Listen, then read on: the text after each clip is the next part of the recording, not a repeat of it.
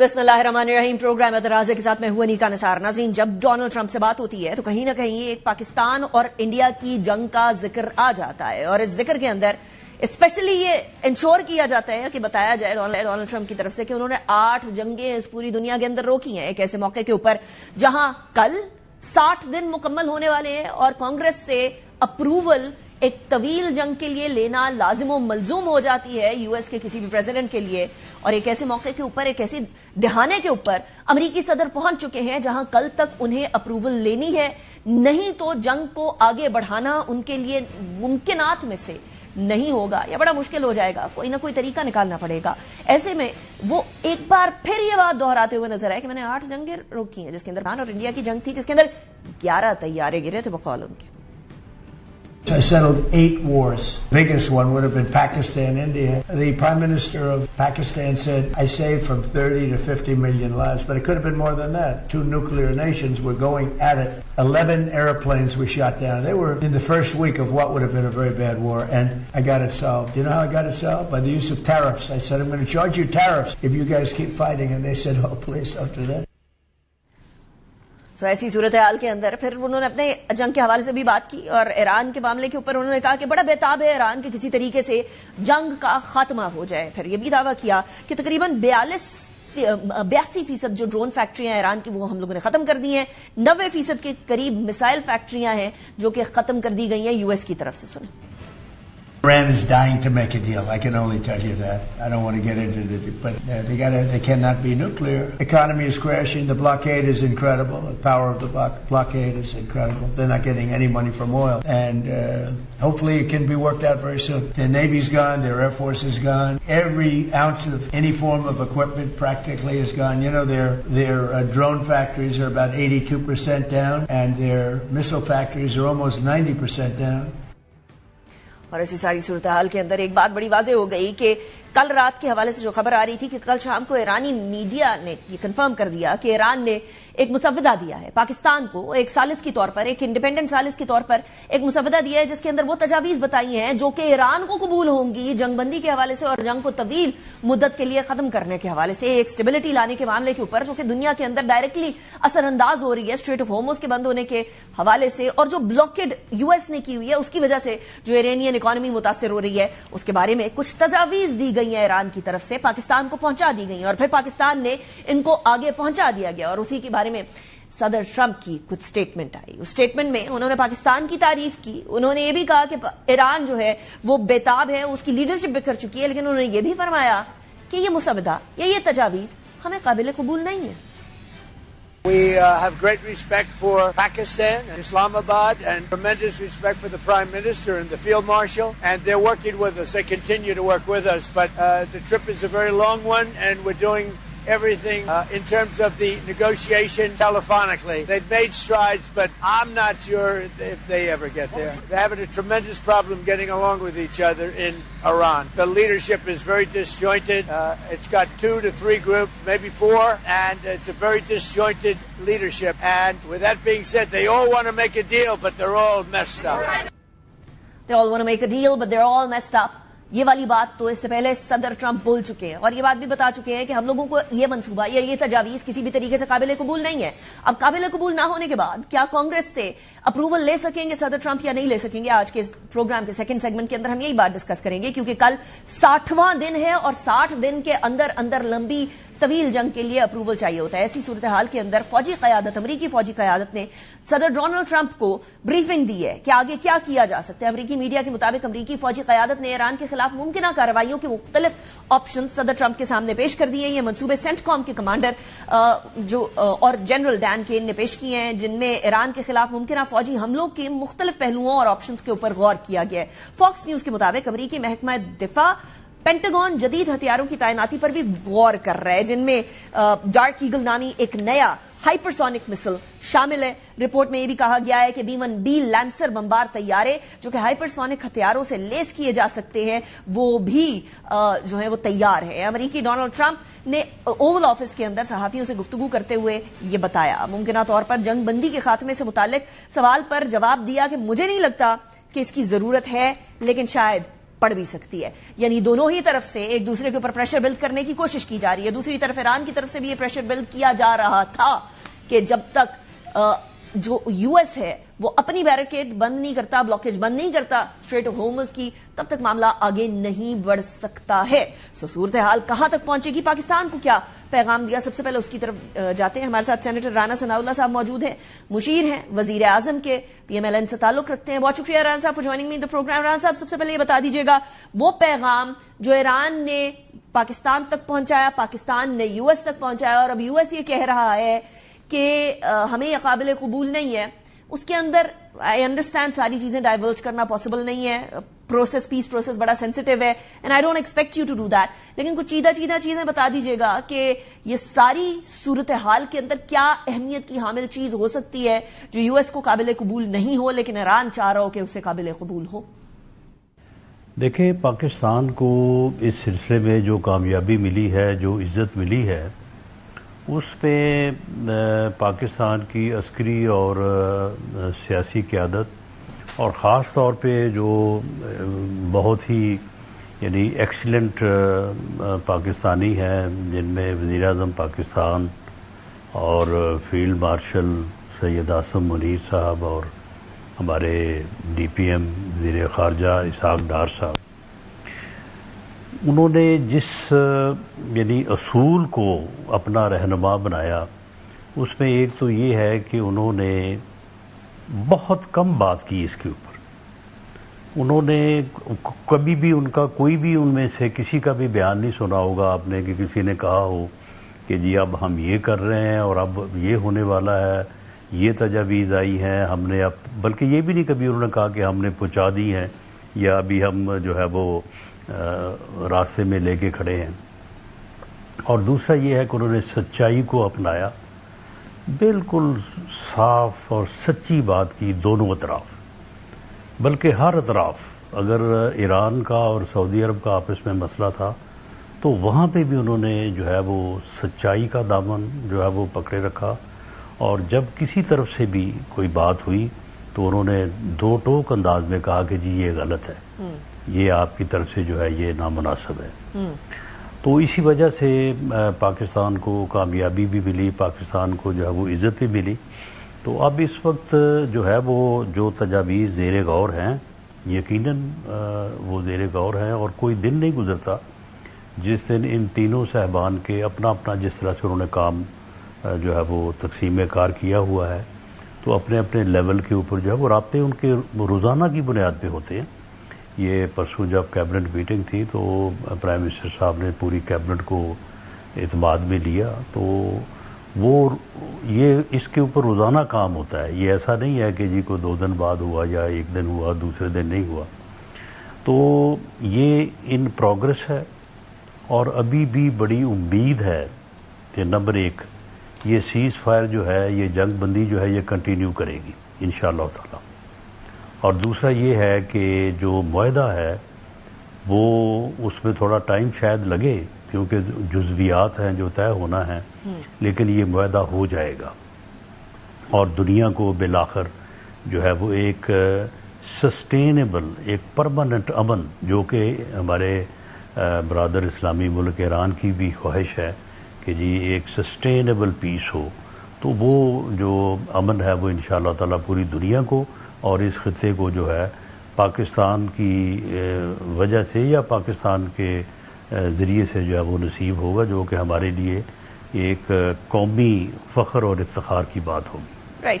تو ران صاحب مطلب ہم یہ کہیں کیونکہ ابھی بیچ میں بڑی ایک وہ نا امیدی سی, کیونکہ پاکستانیوں نے ایک امید لگائی ہوئی تھی نا کہ پاکستان کے اندر یہ سارا معاملہ ہوگا, تو نا امیدی سی ہو گئی تھی کہ پتہ نہیں اب تو سارا معاملہ ختم ہو گیا. تو آپ نے یہ تو اشور کر دیا کہ یہ پروسیس ابھی چل رہا ہے, بٹ جو معاہدے کی بات ہے اس کے اندر ابھی بھی یہی امکانات ہے کہ پاکستان میں ہی ہوگا.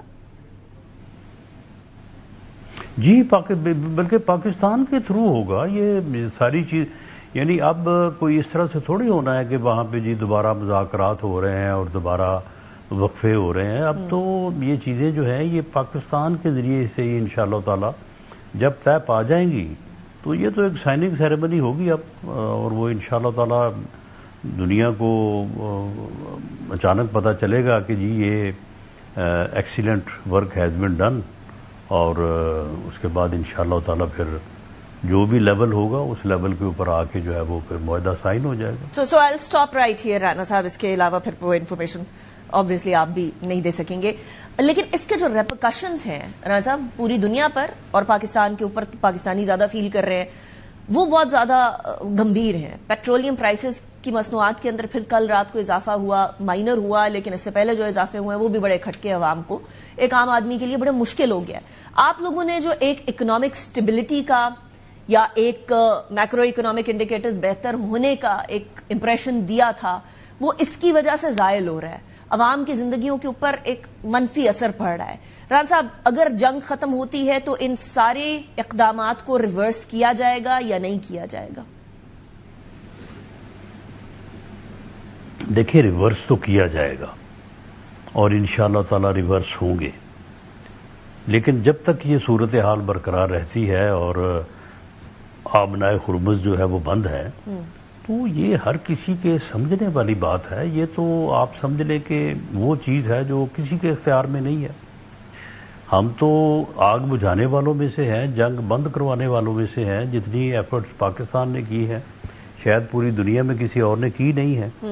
تو اب اس جنگ کے جو اثرات اس خطے اور اس دنیا پہ ہیں، تو ان کا تو ہمیں کم سے کم مورد الزام، بلکہ ہمارے اوپر تو الزام آنا نہیں چاہیے، بلکہ ہمیں تو جو ہماری ایفرٹس ہیں اس کے اوپر شاباش ملنی چاہیے، اور مل بھی رہی ہے. پوری دنیا جو ہے وہ اس بارے میں پاکستان کی قیادت کو، پاکستان کو جو ہے وہ سراہ رہی ہے.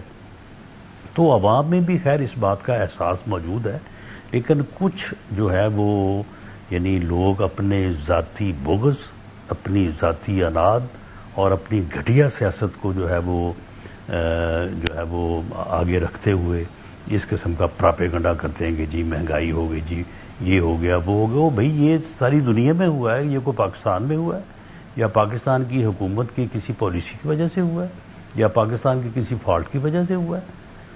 اب جب جنگیں ہوتی ہیں تو اس میں پھر ہمسایہ ملکوں کو بھی اور جن ملکوں میں ہوتی ہیں ان کو بھی جو ہے وہ برداشت کرنا پڑتا ہے. اب ایران کی قوم جو ہے، ایرانین قوم، اس کی مثال آپ کے سامنے ہے. کیا انہوں نے جو ہے وہ ایک قوم ہونے کا ثبوت دیا ہے اور کس قسم کے حالات سے جو ہے وہ کامیابی کے ساتھ جو ہے وہ گزرے ہیں. اس سے ان کا بھی ایک تشخص، ان کی ایک پوزیشن جو ہے وہ پوری دنیا میں تسلیم ہوئی ہے. تو اس لیے ہمارے عوام باحوصلہ ہیں اور ان چیزوں کو سمجھتے ہیں، لیکن یہ کچھ لوگ جو ہیں یہ خواہ مخواہ جو ہے نا وہ اپنی یعنی گھٹیا سوچ کی بنیاد کے اوپر جو ہے نا ان چیزوں کو جو ہے وہ خواہ مخواہ جو ہے وہ ادروائز ایگزیجریٹ کر رہے ہیں. اب آپ نے ذاتی سیاست کی بات کی رانا صاحب، I understand where you are pointing at, اس کی طرف ذرا سا بعد میں جاتے ہیں. لیکن ایک تو آبویسلی اس دنیا کے اندر جو سچویشن ڈیولپ ہوئی ہے اسٹریٹ آف ہارموز کے بند ہونے کی وجہ سے پرابلم ہوئی ہے، لیکن رانا صاحب کچھ قصور ہمارا بھی تھا. وہ آپ کی گورنمنٹ کا پرٹیکولر نہیں، آپ سے پہلی گورنمنٹ، اس سے پہلی گورنمنٹ، اس سے پہلی گورنمنٹ. یہ جو آئی پی پیز کا انبار ہم نے اپنے سر پر لگایا ہوا ہے اور ہم نے ان کو کیپیسٹی سرچارج دینا ہے اور ایک فکسڈ اماؤنٹ میں ڈالر کے اندر ہی دینا ہے، اس کی وجہ سے ہم اور زیادہ مسئلے میں نہیں آ گئے ہیں؟ کنسیڈرنگ کہ جس طرح سے سولرائزیشن ہوئی ہے پاکستان کے اندر، ہم اس معاملے سے بچ بھی سکتے تھے. نہیں، دیکھیں سولرائزیشن جو ہے وہ ہوئی ہے اور سولرائزیشن جو ہے وہ فیوچر ہے. سولرائزیشن جو ہے وہ کلین یعنی انرجی ہے، شفاف انرجی ہے اور سستی ترین انرجی ہے. اس کی طرف ہم جا رہے ہیں، اس کی طرف ہم نے جانا ہے، لیکن ہم نے گرڈ کو بھی تو قائم رکھنا ہے نا. اور یعنی بھلے جب ہم وہ جو بیٹری سسٹم ہے اس کے اوپر چلے جائیں گے اور پھر جو ہے وہ جو اس وقت ہمیں صورتحال درپیش ہے اس میں کافی افاقہ ہو جائے گا، لیکن اس کے باوجود بھی ٹرانسمیشن گریڈ پاور کا جو نظام اس وقت یعنی پاور منسٹری یا جس طرح سے سبھی کو آپ ڈیسکوز یا وابڈا کہہ دیتے ہیں، تو وہ تو رکھنا ہے. اس کو ہم بالکل جو ہے وہ ختم نہیں کر سکتے. تو جب اس کو رکھنا ہے، اس وقت اس کی ایک کیپیسٹی ہے، اس کیپیسٹی کی ایڈجسٹمنٹ جو ہے وہ ہم نے کرنی ہے اور اس کے حساب سے سولرائزیشن کو ریگولیٹ کرنا ہے. تو اس ریگولیشن میں جو کوئی تھوڑی بہت دقت ہے اس کے اوپر اگر کوئی مشکل آ رہی ہے تو وہ اس کی وجہ یہ ہے کہ جب آج سے 5 سال پہلے 10 سال پہلے 7 سال پہلے جب لوڈ شیڈنگ ہو رہی تھی تو اس وقت تو ہم اس پوزیشن میں تھے کہ بھئی بھلے یعنی جس طرح سے وہ مثال تو اچھی نہیں ہے کہ کسی آدمی کو ہارٹ پرابلم ہو جائے نا تو اس وقت یہ صورت ہوتی ہے کہ جی جو بھی انجیکشن جو بھی ہے فوری طور پہ لگ جائے جان بچ جائے باقی بعد میں پھر دیکھا جائے گا جو اس کے ریئیکشنز اور جو اس کے سائیڈ ایفیکٹس ہوں گے. اس وقت تو ہماری حالت یہ تھی ہم نے لوگوں کو خود ان کی منتیں کر کے کہا کہ جی آپ آئیں آ کے یہ جو ہے وہ کارخانے لگائیں بجلی پیدا کریں جتنی آپ کی کیپیسٹی ہوگی ہم اس کے مطابق آپ سے بجلی لیں گے ہماری ضرورت تھی. اب اگر اس ضرورت میں کمی آ گئی ہے لیکن ساورن گارنٹی ہے ہم نے معاہدے کیے ہوئے ہیں تو ان معاہدوں کو ریٹائر کرنا جو ہے وہ ایک طریقہ کار کے مطابق کرنا ہے.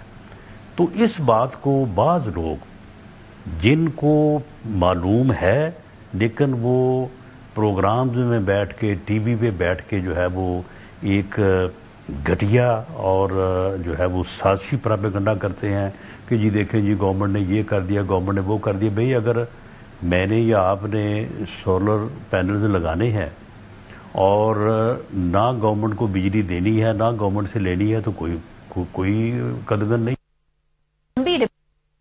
ڈبیٹ ہے اس سینس میں کہ صرف مسئلہ آئی پی پیز کا بھی نہیں ہے ٹرانسمیشن لائنز میں جو لاسز ہیں ٹرانسمیشن لائن لاسز جو ہیں وہ ان اٹ سیلف ہمارے یہاں کتنی کوئی انویسٹمنٹ ہو چکی ہے اس کے اوپر وہ ہمارے سامنے ہے. ابھی اتنے لائن لاسز ہیں اس کو بھی صارفین کو پے کرنا پڑتا ہے انویسٹمنٹ ہی نہیں ہوئی ٹرانسمیشن لائنز کے اوپر ہم لوگوں کی.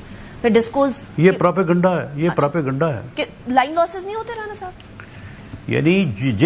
یعنی وہ کہتے ہیں نا کہ جن لوگوں کے یعنی اندر یعنی ایسا بغض ہے کہ وہ پراپیگنڈا جب ایک طرف سے تھوڑا سا ان کو جواب ملتا ہے پھر دوسری طرف شروع ہو جاتے ہیں دوسری طرف سے جب جواب ملتا ہے پھر تیسری طرف شروع ہو جاتے ہیں. دیکھیں ٹرانسمیشن لائنز جو ہیں ٹرانسمیشن لائنز میں پی ایم ایل این کی گورنمنٹ نے جو منصوبہ شروع کیا تھا جو میاں نواز شریف صاحب نے 2015-16 میں اگر اس کے اوپر عمل ہو جاتا تو آج یہ ٹرانسمیشن لائنوں کا جو ہے وہ مسئلہ ہی نہ ہوتا. لیکن بعد میں جو بیچ میں 4 سال آئے اس میں ہر چیز جو تھی وہ ختم ہو گئی. اب دوبارہ وہ شروع ہے اور اس وقت ایک کنٹریبیوٹنگ امپیکٹ اس کا ہے اس کی وجہ سے بھی تھوڑی مشکل ہے لیکن بنیادی طور پہ وہ مسئلہ نہیں ہے.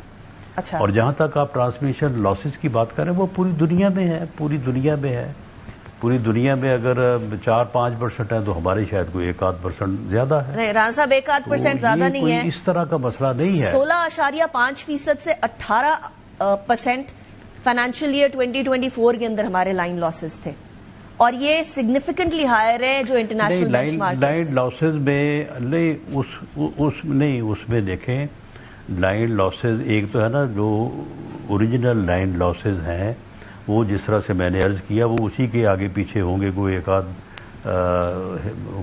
ہندسے کا فرق ہوگا فگر کا 5% کا. اس میں چوری بھی ہے یعنی اس میں چوری ہے. اب جو چوری ہے آپ مجھے بتائیں کہ سارا بلوچستان سارا کے پی کے میں یہاں فیصل آباد میں بیٹھا ہوں یا لاہور میں یہاں پہ تو جو ہے وہ تقریباً 98 پوائنٹ سم تھنگ جو ہے وہ بجلی جو ہے وہ اس کی بلنگ ہوتی ہے.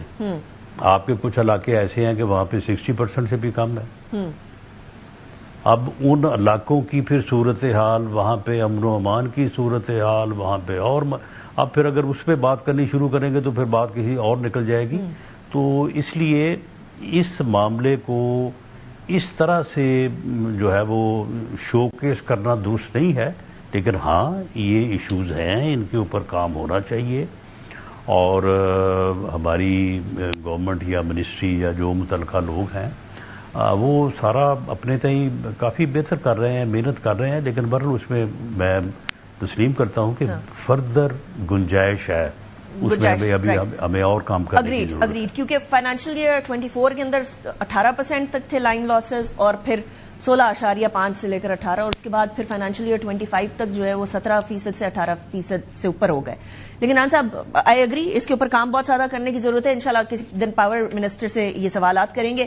ایک اور سائٹ پر جاتے ہیں ران صاحب, سیاست والی طرف, کیونکہ آپ نے اشارہ کیا کہ کچھ لوگ اپنی ذاتی سیاست کے لیے پروپیگنڈا کرتے ہیں. ران صاحب آپ نے ہی فرمایا کہ علی امین گنڈا پور صاحب کو آپ لوگوں کے ساتھ تعاون کرنے کے اوپر نکال دیا گیا. آج کل سہیل آفریدی صاحب کے خلاف بھی ایک مہم چل رہی ہے جس کے اوپر آ کر چیئرمین پی ٹی آئی گوہر صاحب کو یہ بولنا پڑا کہ نہیں کوئی دھڑا نہیں ہے, کوئی فارورڈ بلاک نہیں ہے. تو کیا سہیل آفریدی صاحب بھی آپ لوگوں کے ساتھ تعاون کر رہے ہیں جو ان کے خلاف بھی سیاست شروع ہو گئی؟ نہیں دیکھیں, میں کوئی علی امین گنڈا پور صاحب کے بھی متعلق میں نے کبھی یہ رویہ نہیں اپنایا کہ میں لوگوں کو خواہ مخواہ جو ہے وہ اسکینڈلائز کروں, بھلے کوئی اس میں اپنا فائدہ ہو بھی. علی امین گنڈا پور ہمارے ساتھ تعاون سے یہ ہرگز مراد نہیں ہے کہ وہ کو ہمارے ساتھ ساز باز تھے.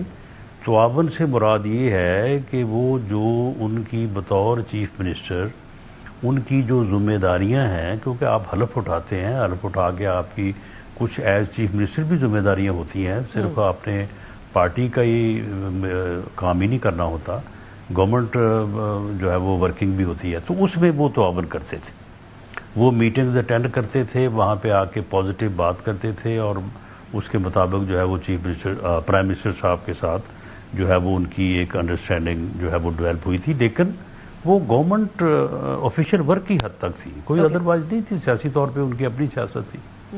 اب سہیل افریدی صاحب بھی پہلے تو آ کے تو انہوں نے بڑی بڑکیں لگائیں. انہوں نے کہا کہ میں عشق عمران میں جو ہے وہ مارا جاؤں گا, انہوں نے کہا میں یہ جیل گرا دوں گا, یہ کروں گا, وہ کروں گا. پھر ایسا بندے کو سمجھ آ جاتی ہے. تو اب وہ اس حد تک جو جس طرح سے میں نے ایکسپلین کیا ہے وہ تعاون کر رہے ہیں. اچھی بات ہے, انہیں کرنا چاہیے, یہ ان کا فرض ہے, یہ ان کی کانسٹیٹیوشنل رسپانسبلٹی ہے. تو اب انہوں نے ان کے خلاف بھی, کیونکہ ان کا جو گالی گلوچ بریگیڈ ہے نا وہ ان کی بہت بڑی مصیبت ہے. وہ بنایا تو انہوں نے شاید ہمارے لیے تھا, لیکن وہ اب ان کو جو ہے وہ ہر وقت ٹکرا رہتا ہے. وہ آپ کو رانا صاحب مسکرا بھی رہے ہیں ساتھ, ان کے بھی خلاف ہو گیا. آپ مسکرا بھی رہے ہیں ساتھ, مطلب آپ سمجھتے ہیں آپ کے لیے اچھی چیز ہے؟ نہیں, ہمارے لیے اچھی چیز نہیں ہے. دیکھیں, ایک سیاسی جماعت جو ہے وہ اگر ایک ایسا رویہ ملک میں اپنائے بیٹھی ہے کہ نہ وہ سیاست کرنے کو تیار ہیں, نہ وہ بیٹھنے کو تیار ہیں, نہ وہ ڈائلاگ کرنے کو تیار ہیں, نہ وہ معاملہ فہمی کرنے کو تیار ہیں, نہ وہ پرائم منسٹر کے ساتھ ملنے کو تیار ہیں, نہ وہ پارلیمنٹ میں اپنا کردار ادا کرنے کو تیار ہیں. تو یہ چیزیں جو ہیں یہ کوئی اچھی چیزیں تو نہیں ہیں ملک کی سیاست کے لیے. الٹیمیٹ تو سیاست تو پھر سیاسی جماعتوں نے کرنی ہے. کریکٹ. راز صاحب, last question before we end the segment. Afghanistan کی طرف سے سویلین آبادی کے اوپر اٹیک ہوا, ہم لوگوں نے پھر اس کا رسپانس بھی دیا. یہ ابھی بھی افغانستان کے ساتھ جو بیک ڈور ڈپلومیسی چل رہی تھی اس کا کچھ بنا نہیں؟ ابھی بھی وہاں سے وہ سویلین آبادی کے اوپر, پاکستان کی سویلین آبادی کے اوپر اٹیک کر رہے ہیں رانا صاحب. وہاں سے کوئی تبدیلی یا چینج آف ہارٹس نہیں ہوا؟ نہیں, دیکھیں ان کے لیے جو ہے وہ گورنمنٹ نے اور with the guidance of government جو ہمارے سی ڈی ایف ہیں, chief of defence forces Asim Munir صاحب, انہوں نے ان کے لیے ایک بالکل جو ہے نا تیر بہدف نسخہ جو ہے نا وہ تیار کر کے رکھ دیا ہے. اچھا. اور اس کے اوپر عمل ہی ان کا جو ہے وہ شافی علاج ہوگا اور اس کے مطابق وہ ہوتا رہے گا. اور اس کا بنیادی نقطہ یہ ہے کہ ہم نے نہ تو افغانستان کے اوپر خدا نخواستہ کوئی قبضہ کرنا ہے, نہ ہم نے ان کے اوپر کوئی حملہ کرنے کی ہمیں ضرورت ہے. اور انٹیلیجنس بیسڈ جہاں کہیں بھی ہمیں معلوم ہوگا کہ وہاں پہ کوئی ایسا عنصر, کوئی ایسا کیمپ, کوئی ایسی ٹریننگ, کوئی ایسی فیسلٹی موجود ہے کہ وہاں سے پاکستان میں در اندازی ہو سکتی ہے, دہشت گردی ہو سکتی ہے, وہ سرحد کے پاس ہو, وہ سرحد سے دور ہو, وہ ودن پاکستان ہو, کوئی معافی نہیں ہے. اس کے اوپر بالکل ہماری فورسز جو ہیں وہ ایکشن کریں گی اور اس کو इंशाअल्लाह ताला जो है वो न्यूट्रलाइज करेंगी। ये हो रहा है, होता रहेगा भी इंशाअल्लाह ताला, और इसी से बिल आकर जो है वो हालात आ जाएंगे कि फिर पहले से भी अब कम करना पड़ रहा है, ऐसा ऐसा जो है वो उसमें काफ़ी बेहतरी आई है। मजीद इंशाअल्लाह ताला अगले 4-6 माह में और मजीद बेहतरी आ जाएगी। Very interesting. राना साहब, वैसे आप अचकज़ई साहब का जिक्र करते हैं तो शो पे जाने से पहले, मतलब शो से इख्तिताम की तरफ जाने से पहले इस सेगमेंट के, अचकज़ई साहब का भी बता दीजिएगा, उनके साथ कोई बातचीत आपकी चल रही है? क्योंकि वो कह रहे हैं कि इमरान खान साहब को माइनस करने की कोशिश हो रही है। देखिए जी, मेरे साथ तो उनकी बातचीत चल रही है और मेरे वो बड़े मुहतरम हैं, वो हमारे मुश्किल वक्तों के साथी हैं, हमें उनका बड़ा इज्जत है, एहतराम है और उनके साथ बात होती रहती है। लेकिन जाती या सियासी? तो लेकिन यानी जाती सियासी कह लें आप, जाती सियासी से कोई फायदा हो रहा है, कोई अफाका हो रहा है? एक लेकिन as leader of the opposition जो है ना, उस बातचीत का भी उन्होंने आगाज नहीं किया। Okay, very interesting. और वो बातचीत का आगाज होने के इम्कानात हैं राना साहब एनी टाइम सून या नहीं? हमारी तरफ से तो बिल्कुल कोई रुकावट नहीं है। प्राइम मिनिस्टर ऑफ पाकिस्तान ने 1-2 मरतबा उनसे बात भी, उन्होंने कहा कि जब भी वो चाहें तशरीफ लाएं, वो मिलने को तैयार है। वो जाती सियासी के ऊपर भी चाहे बात करने को भी तैयार है। जो ज्यादती सियासी बात होती है राना साहब आपसे, उसके अंदर इमरान खान साहब की बात होती है कोई?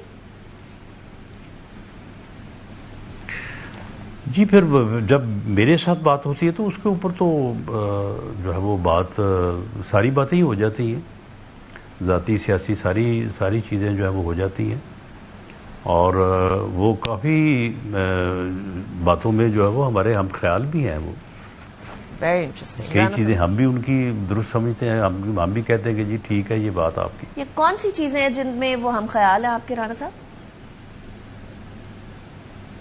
देखें, मुल्क में एक सियासी पॉलिटिकल प्रोसेस होना चाहिए और पॉलिटिशियंस को बैठना चाहिए, एक दूसरे की इज्जत और एहतराम करना चाहिए। ये गाली गलौज का कल्चर जो 2011 से 20 अक्टूबर 2011 से शुरू हुआ है, इसको ख़त्म होना चाहिए और सियासी इश्यूज के ऊपर सियासतदानों को ही बैठ के फैसले करने चाहिए। इसके ऊपर बिल्कुल महमूद खान अचकज़ई साहब मुत्तफिक है। Very interesting. राना साहब, thank you very much for joining in the programme. It's always a pleasure having show. इसी के साथ ब्रेक की तरफ चलते हैं। सी you after the break. Welcome back after the break. Iran और यूएसए के बीच में पाकिस्तान एक सालिसी का किरदार तो अदा कर रहा है, लेकिन ये किरदार इंतहाई अहमियत का हामिल है और पिछले साल ही यकम में आज है, क्योंकि तो 1 साल तकरीबन होने को आया है। लास्ट ईयर मार्का हक था और इस मार्का हक के बाद से पाकिस्तान की डिप्लोमेटिक सतह के ऊपर वाह होती जा रही है। वतुइज़ु मन तशाउ वतुज़िल्लु मन तशाउ वाली सिचुएशन है। और आज जब डोनाल्ड ट्रंप से पूछा गया कि आपको पता है कि पाकिस्तान ने ईरान के साथ जो लैंड रूट है वो खोल दिया है, तो डोनाल्ड ट्रंप ने बोला कि जर्नलिस्ट को कि आप पाकिस्तानी हैं, तो उसने बोला कि नहीं, मैं अमेरिकी हूं।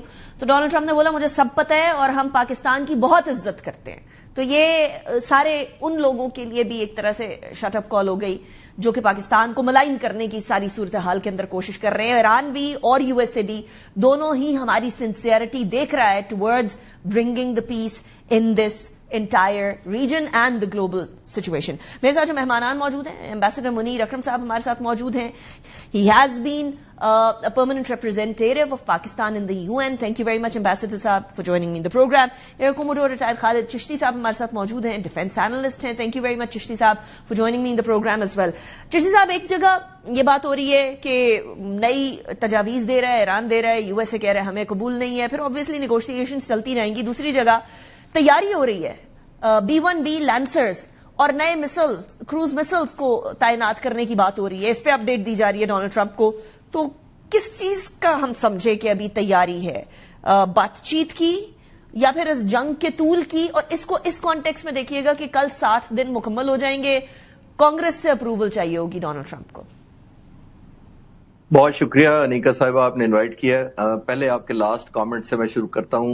जो कांग्रेस से एक कॉन्सेंट चाहिए होता है या अप्रूवल चाहिए होता है. देखिए, अमेरिकन लॉ के मुताबिक तो प्रेसिडेंट ने पहले परमिशन लेनी होती है اور بعد میں صرف اس صورت میں لیتے ہیں کہ اگر نیشنل سیکورٹی اور سوورینٹی کو یو ایس کے اتنا زیادہ ڈینجر ہو جائے کہ پریزیڈنٹ کو لانچ کرنا پڑے تو وہ پریزیڈنٹ ٹرمپ اس کیٹیگری میں لے کے جا رہے ہیں کیونکہ کہ جی نیوکلیر سے اتنا خطرہ ہو گیا تھا. یہ بالکل وہی ہے جو کولن پاول کے زمانے میں انہوں نے ایک شیشی لہرائی تھی کانگریس کے اندر اور کہا تھا کہ عراق کے جو ویپنز آف ماس ڈسٹرکشن ہیں صدام حسین کے بنائے ہوئے وہ 40 منٹ میں واشنگٹن پہنچ جائیں گے ویپنز.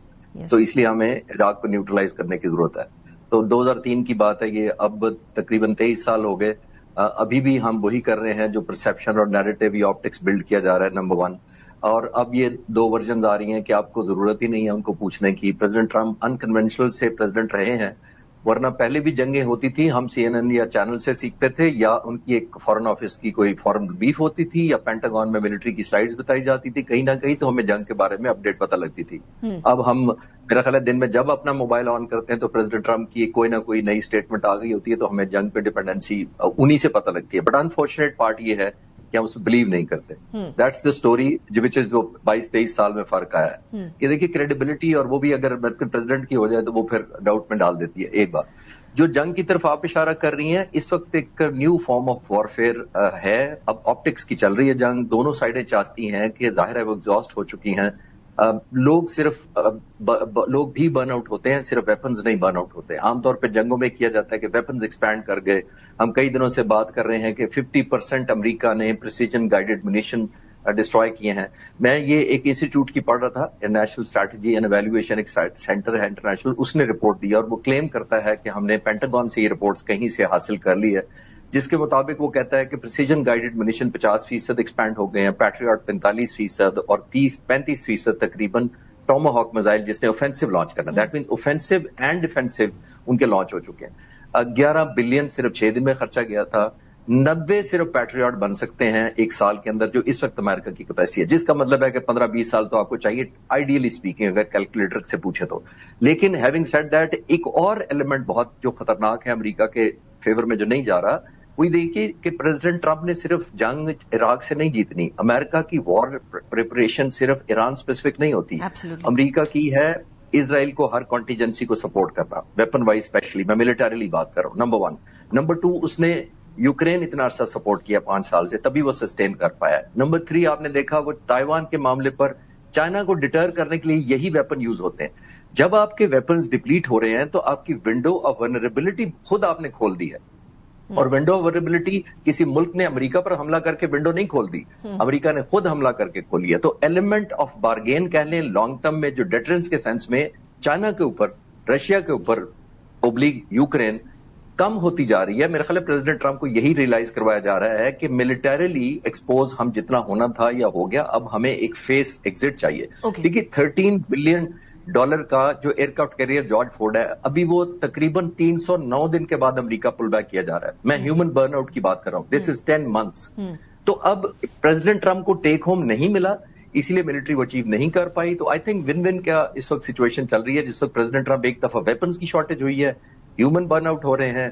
نیٹو کے باقی الائنسز آپ نے دیکھ لی, اس کا آپ کے پاس ٹائم نہیں ہوگا. ہر پریزیڈنٹ, ہر پرائم منسٹر, ہر ہیڈ آف دا ڈپارٹمنٹ, ہر کنٹری وہ پریزیڈنٹ ٹرمپ کو نہ کیے جا رہا ہے. پریزیڈنٹ ٹرمپ کی سو مچ فرسٹریشن ہے, اسپین کو انہوں نے بہیویئر کو ہاربل کہا ہے کہ اس نے ہاربل بہیو کیا ہمارے ساتھ.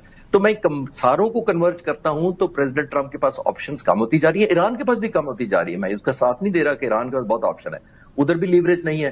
تو آئی تھنک اللہ کرے گا اب دونوں طرف ایک سینٹی یہ پرویل کرے گی کہ ہیومن پلس ملٹریلی دونوں ڈپلیٹ ہوئے ہیں. لیکن یہ جو برن آؤٹ ہے چشتی صاحب جس کی آپ بات کر رہے ہیں, وہ برن آؤٹ ابھی اتنے دنوں کے بعد تو ہوا ہی ہوا ہے, لیکن اس سے پہلے بھی sailors were not ready to get deployed in the strait of Hormuz, اور باقی ساری اس سے پہلے ہی بہت ساری کہانیاں آ رہی تھی. لیکن امبیسڈر منیر اکرم صاحب, اب کیونکہ وہ والی ونڈو آ گئی ہے جہاں 60 دن مکمل ہوئے ہیں, تو آپ کو لگتا ہے ڈونلڈ ٹرمپ اور ان کی انتظامیہ کو وے اراؤنڈ اٹ ڈھونڈے گی جو کہ لیگل ریکوائرمنٹس کو بھی پورا کر دے لیکن جنگ کو بھی کنٹینیو کرے, یا ایٹ لیسٹ اس کی تھریٹ کو کنٹینیو کرے؟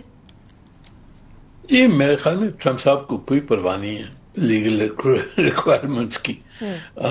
وہ ہیکسد صاحب نے تو وہ کہہ دیا وہاں کہ جی جنگ رک گئی ہے اور 60 دن سے پہلے رک گئی ہے, اور تو واپس اگر یہ جاری کریں گے تو پھر انہوں نے کلاک ول اسٹارٹ اگین. تو میرے خیال میں کوئی ارادہ نہیں ہے ان کا کانگریس سے اپروول لینے کا, نہ کانگریس کے پاس کوئی طاقت ہے کہ ان کو کوئی ریزولوشن پاس کی جائے ٹرمپ صاحب کی انتظامیات کے خلاف.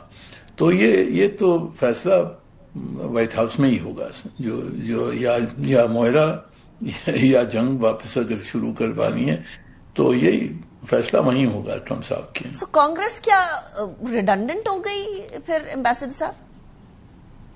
جی اس وقت دیکھیں نا، اب وہ کانگریس جو ہے اس میں جتنے جو لوگ ہیں، جو ریپبلکنز ہیں، وہ جانتے ہیں کہ اگر ٹرمپ صاحب نے مخالفت کی تو ان کی الیکشن گئی، سیٹ ہار جائیں گے. تو اس وجہ سے وہ اس کو ڈیفائی نہیں کرتے. چند ایک ابھی نکل آئے ہیں جو ری الیکشن نہیں کر رہے ہیں یا بہت مخالفت ہے ان کی کنسٹیٹوئنسی میں. تو کچھ آوازیں اٹھی ہیں ریپبلکن پارٹی سے، پر نمبرز ابھی تک نہیں ہیں اور ان کو ڈیفائی نہیں کریں گے جو ریپبلکنز ہیں، اور دے ول ووٹ اٹ ڈاؤن. اگر کوئی ڈیموکریٹس نے کوشش کی ریزولوشن ان کے خلاف پاس کرنے کے لیے تو اس کو دے ول ووٹ اٹ ڈاؤن. سو ایسی سچویشن میں ایمبیسڈر صاحب ہم کیسے پرسیو کریں آنے والے دنوں کو، کنسیڈرنگ کہ ایران نے تجاویز پاکستان کے تھرو بھجوائیں، امریکہ نے، ٹرمپ نے یہ اناؤنس کر دیا کہ ہمیں تو یہ قبول ہی نہیں ہے. سو کیا یہ بیک اینڈ فورتھ اسی طرح چلتا رہے گا؟ جی میڈیشن ایسے ہی ہوتی ہے. دیکھیں دونوں پارٹیز میں یعنی مسئلے جو کھڑے ہوئے ہیں وہ ان کی نظر میں اہم مسئلے ہیں. اب ایران کہتا ہے کہ جی ڈبل بلاکیڈ جو ہے، جو امریکن بلاکیڈ وہ ہٹائیں تو پھر ہم اپنا بلاکیڈ ہٹائیں گے. اب ایران اگر ہٹائے گا بلاکیڈ تو وہ انکنڈیشنلی ہوگا یا اس میں کوئی کنڈیشن لگائیں گے. اگر کنڈیشن لگائیں گے تو وہ مسئلہ بن جائے گا. دوسری طرف سے نیوکلیر کا جو ایشو ہے، امریکہ کہتا ہے کہ جی نیوکلیر پہ آپ کمٹمنٹ دے دیں اسی وقت. ایران کہتا ہے کہ جی ہم مذاکرات کے تحت دیں گے، مذاکرات جب ہوں گے پھر نیوکلیر پہ ایشو ہوگا. پر ٹرمپ صاحب چاہتے ہیں کہ نیوکلیر پہ بھی کچھ ابھی مل جائے یہ بلاکیڈ ہٹانے سے پہلے. یہ میری نظر میں یہ مشکل ہے، سیکوینسنگ کا سوال ہے. اور کیا کمٹمنٹ ہے؟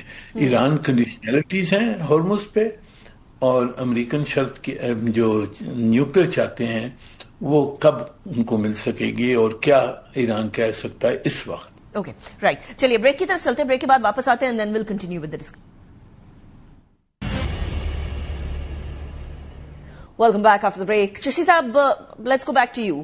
اب یہ اسٹریٹجک شفٹ، ایک تو ڈیفنس شفٹ تھا، اسٹریٹجک شفٹ کتنا ایمیننٹ ہو گیا ہے آفٹر آل آف دس، اور اسپیشلی وار کے بعد ری سٹارٹ کرنا اسی طریقے سے آئل سپلائی کو، پیٹرولیم مصنوعات کی سپلائی کو، وہ ان اٹ سیلف کیا اس بات کی طرف نہیں لے کر جائے گا باقی ممالک کو، جتنے بھی گلف کے ممالک ہیں، کہ ری تھنک کیا جائے اپنی اسٹریٹجک الائنسز کو؟ دیکھیے یہ جو ایک ایلیمنٹ آف ہیزیٹیشن تھی نا نیٹو میں، یورپین یونین میں، اس پریزیڈنٹ نے ایک سال کے اندر آ کے وہ ختم کر دی. اٹلی کو برا بلا کہا، اسپین کو کہا کہ دے آر ہاربل، پھر آپ نے کینیڈا کا کہا کہ آپ 53rd اسٹیٹ بن جائے ہماری. تو ہر ایک کو ایک ان اے وے اوفینڈ کیا. پھر آپ نے دیکھا جی سی سی کے ممالک میں کیا ہوا. جی سی سی میں اب بریک اوے شروع ہو گیا ہے، اب وہ ایک انفارچونیٹ پارٹ ہے. ایک اور جو ہم اکثر ذکر نہیں کرتے، چائنا کا بہت بڑا فیکٹر رہا ہے. جیسے ہم نے بات کی کہ ویپنز جو ڈپلیٹ ہو رہے ہیں، وہ دلچسپ بات یہ ہے کہ موسٹلی را مٹیریل چائنا دے گا ان امریکن کمپنیوں کو جنہوں نے ویپنز بنائے ہیں، اور یہ وہی ویپنز ہیں جو تائیوان کے سبجیکٹ پر چائنا کو کورس کرنے کے لیے یا ڈٹر کرنے کے لیے کیا جاتا ہے. چائنا کا ایک اور ایلیمنٹ ہم اکثر بھول جاتے ہیں، وہ ہے کہ چائنا بہت عرصے سے ایک ملاکا ڈیلیما میں رہا ہے. ملاکا ڈیلیما وہی ہے جو اسٹیٹ آف ملاکا ہے، وہاں سے چائنا کا 80% تیل آتا ہے. تو کہاں امریکہ بلاکیڈ کرنے جا رہا تھا ڈائریکٹلی یا انڈائریکٹلی چائنا کو، through Venezuela number 1، Iran number 2. اب دیکھیے کہ اسٹیٹ آف ہارمز جہاں 4% ایران تیل کنٹرول کرتا تھا، صرف 1.85 بلین روزانہ دیتا تھا صرف چین کو، اب 20% دنیا کا وہ کنٹرول کر رہا ہے. اب دوسرا دیکھیے کہ امریکہ کے جو الائز ہٹتے جا رہے ہیں پیچھے، تو اسٹیٹ آف ملاکا کو یہ بہت سپرویژن میں امریکہ رکھتا تھا. جیسے میں نے کہا 80% تیل وہاں سے چائنا کا آتا تھا. تو ان اے وے ریورس ہو گیا ہے. جو چائنا پہ نظر امریکہ رکھتا تھا، اب چائنا الٹا ان پہ نظر رکھنا شروع ہو گیا. وہاں سے بھی ایک فریڈم مل جائے گا اس کو، کیونکہ 80 سال تک वर्ल्ड वॉर जब से खत्म हुई है, वर्ल्ड वॉर ऑलमोस्ट 2, उसके बाद से आज तक China was an unpaid policeman और a security guard of the world, specially Europe and NATO. वो अब एक न्यू फाउंड अलायंसेज वहां बन गई हैं। जब वहां बन जाएंगी तो it will have domino effect. That means वो एक ईंट कोई गिराएगा तो बाकी ईंटें खुद ही गिरती जा रही हैं। तो प्रेसिडेंट ट्रंप ने क्योंकि ऑफेंड यूरोप को किया, नेटो को किया, ग्रीनलैंड की तरफ इशारा किया, तो एक नेगेटिव एलिमेंट परसेप्शन हुई। और खास तौर पर जब उन्होंने पर्सनलाइज लीडरों को ऑलमोस्ट इंसल्ट किया, पब्लिकली कह लें, या एम्बैरेस किया, या उन पे नेगेटिव कमेंट्स पास किए, डिफरेंट कैटेगरीज की डिफरेंट मौकों पर करते हैं, तो आई थिंक अलायंसेज जब शिफ्ट हुए हैं तो उसका इफेक्ट बाकी रही सही कसर Iran backed by China and Russia ने पूरी कर दी, और मिडिल ईस्ट का भी आपने देखा अलायंसेज चेंज होना शुरू हो जाएंगे। तो I think new found realism America को तो आ ही गया होगा कि कितने परसेंट उन्होंने वेपन डिप्लीट किए हैं, लेकिन न्यू फाउंड रियलिज्म ग्लोबली भी आया है। तो I think new found realism इसलिए आया है। आखिरी बात मैं ये कहना चाहूंगा कि ये वो प्रेसिडेंट ट्रंप है जिन्होंने 13 बिलियन का एक जहाज, 3 बहरी एयरक्राफ्ट कैरियर डिप्लॉय किए हुए थे, एक को वापस बुला लिया 309 दिन बाद, कोई कंट्रीब्यूट नहीं कर पाया। और वो 100 मिलियन के जहाज क्रैश हुए, F-35 या डैमेज हुए उनको। आखिरी बात यह है कि प्रेसिडेंट ट्रंप अनाउंस करते हैं कि सीजफायर हो गया है और ईरान कहता है कि नहीं हुआ। तो ये जब लीडर की क्रेडिबिलिटी, और वो भी सुपर पावर के लीडर की क्रेडिबिलिटी डाउन होती है या कॉम्प्रोमाइज होती है, तो people look for alternate. And it starts from the statement. वो आपने स्टेटमेंट का जिक्र किया कि जो कनाडा को 51st स्टेट ऑफ यूएसए बनाने की बात की थी, started from there and then Greenland and all that. लेकिन does this mean ambassador Munir अकरम के अब जो है वो सेंचुरी ऑफ द ईस्ट आ रही है, ग्लोबल साउथ आगे बढ़ रहा है, और वो जो सेंचुरी ऑफ द वेस्ट थी उसका डाउनफॉल आ रहा है, या अभी इसके इम्तिहान और भी हैं? ये देखें, आपको याद होगा, it took the Roman Empire 500 years to collapse. उसकी डिक्लाइन शुरू हो गई थी 400 साल 500 साल पहले, फिर वो रिवाइव किया, फिर आगे पीछे। तो अमेरिका भी सुपर पावर है। अभी history of course is now accelerated, तो 500 साल नहीं लगेंगे, पर कुछ अरसा जरूर लगेगा कि उसकी डिक्लाइन तो शुरू हो रही है relative to other powers, China, Russia, सब जो ताकतें आ रही हैं, मल्टीपोलर वर्ल्ड बन रहा है, but it will take time. तो अमेरिका सुपर पावर रहेगा किस अरसे तक, and we have to treat it as such.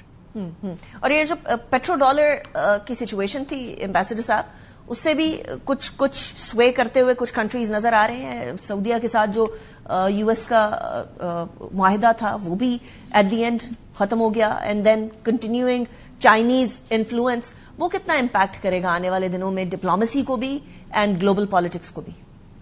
ये देखें, इसमें जो फाइनेंशियल वॉरफेयर है वो जारी है, और वो बहुत सटली चीन और रूस ने शुरू की है। उसमें हिंदुस्तान भी किस हद तक शामिल हुआ है। ईरान ने भी दिखा दिया है कि ऑयल की तिजारत युआन में करेगा। कुछ खलीज के ममालिक हैं वो भी तैयार हैं कि युआन में तिजारत करेंगे ऑयल की।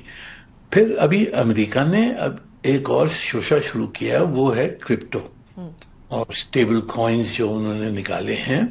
मेरे ख्याल में that is also another way कि अमेरिका अपनी डॉलर की हेजेमनी रखने के लिए कोशिश कर रहा है। अभी किस तरफ जाती है ये बात, ये देखने के लिए है, पर ये फाइनेंशियल वॉरफेयर जारी है इस वक्त ताकतों में। Absolutely. Ambassador Munir Akram Saab, thank you very much. Air Commodore Khalid Chishti, thank you very much for joining me in the program.